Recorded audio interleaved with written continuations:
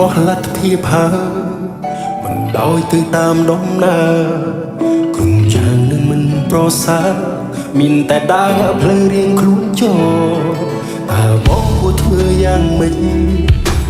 គិតផុតពីកំហុសបងព្រោះលែងចង់ស្មោះបងតែខំក្នុងកែវភ្នែកអូជ្រឹងយកការចាក់ចេញចង់បងពេញបំណងលំចោលគ្រប់យ៉ាងធ្លាប់មានរួមគ្នាកន្លងធ្វើជាអ្នកដតីបើគេសួរអូនបាត់បងទេណាប្រាប់គេចោលថាបងសាបាមានអ្នកថ្មីបងអាក្រុមសំអូដូចថ្លៃគេជប់សង្ស័យដេញដល់ទៀតហើយនៅពេលគ្មានបងគូនលែងធ្វើតមនុស្សគួរឲ្យសពអ្នកនេះមិនរំខានទៀតឡើយសំខាន់ការចាក់ចេញបងអាចធ្វើឲ្យអូនរីករាយនឹងមានអារម្មណ៍ល្អវិញ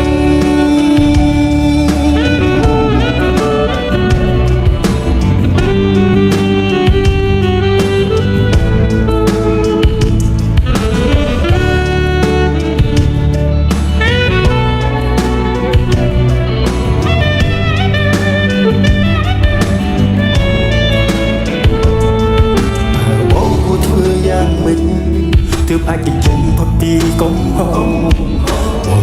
មិនលែងចង់ស្មោះបងតែខំក្នុងកែវភ្នែកអូជ្រឹងយកការចាក់ចេញចង់បងពេញបំណងលំចោលគ្រប់យ៉ាងធ្លាប់មានរួមគ្នាក៏